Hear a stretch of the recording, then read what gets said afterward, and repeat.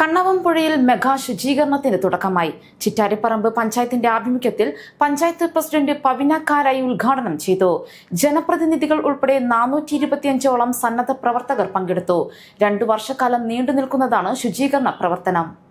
പ്രളയകാലത്ത് പുഴ മറിഞ്ഞ് വീടുകളിൽ വെള്ളം കയറി ജനങ്ങളെ മാറ്റിപ്പാർപ്പിക്കേണ്ട ദുരവസ്ഥ ഇനിയും ഉണ്ടാകാതിരിക്കാനാണ് ഇപ്രാവശ്യം മഴക്കാലപൂർവ്വ ശുചീകരണത്തോടനുബന്ധിച്ച് പുഴ വൃത്തിയാക്കുക എന്ന ദൗത്യം പഞ്ചായത്ത് ഏറ്റെടുത്തത്.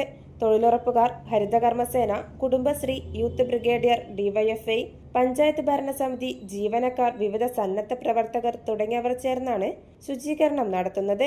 പദ്ധതിയുടെ 1ാം ഘട്ടം കുറ്റിച്ചെടികൾ വൃത്തിയാക്കൽ, പ്ലാസ്റ്റിക് ശേഖരിക്കൽ, ചെറിയ മരങ്ങൾ മുറിക്കൽ തുടങ്ങിയ പ്രവർത്തനങ്ങളാണ് നടത്തിയത്. 2ാം ഘട്ടം വലിയ മരങ്ങൾ മുറിച്ചുമാറ്റി പുഴയിലെ വെള്ളം ശുചീകരിക്കാനുള്ള പ്രവർത്തനങ്ങൾ നടത്താനാണ് ഉദ്ദേശിക്കുന്നതെന്ന് പഞ്ചായത്ത് പ്രസിഡന്റ് പവിന കാരായി പറഞ്ഞു.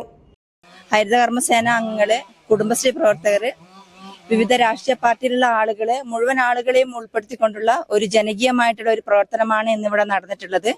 കാരണം കഴിഞ്ഞ പ്രളയകാലത്ത് ഒരുപാട് മരങ്ങള് ഇവിടെ മറിഞ്ഞു വീണും അതുപോലെ തന്നെ ഒഴുകി വന്നും ഉള്ള പ്ലാസ്റ്റിക് മാലിന്യങ്ങൾ ഉൾപ്പെടെ തടസ്സം നേരിട്ടത് കൊണ്ട് പുഴ കരകവിഞ്ഞൊഴുകി വലിയ നിലക്കുള്ള ബുദ്ധിമുട്ട് ഇവിടെ താമസിക്കുന്ന ആളുകൾക്ക് ഉണ്ടായിട്ടുണ്ട്. പുഴയിലുള്ള മണലുകളൊക്കെ 2ാം ഘട്ട പ്രവർത്തനം എന്നുള്ള രീതിയിൽ ഇറിഗേഷൻ വകുപ്പുമായി ആലോചിച്ചുകൊണ്ട് പഞ്ചായത്ത് അതിനൊരു അടിയന്തര പ്രാധാന്യം നൽകിക്കൊണ്ട് തന്നെ ചെയ്യുമെന്നാണ് പറയാനുള്ളത്.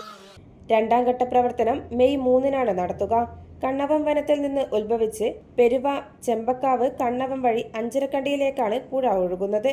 പഞ്ചായത്ത് പ്രസിഡന്റ് പവിന കാരായി ശുചീകരണ പ്രവൃത്തി ഉദ്ഘാടനം ചെയ്തു. ബ്ലോക്ക് പഞ്ചായത്ത് മെമ്പർ സഖിൻരാജ് അധ്യക്ഷനായി. Panchayat member K Raghuthaman, K Sathyan, T Pavithran തുടങ്ങിയവർ സംസാരിച്ചു.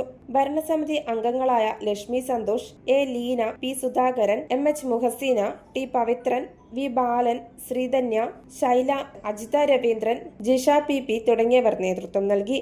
ന്യൂസ് 8 കൂത്തുപറമ്പ്.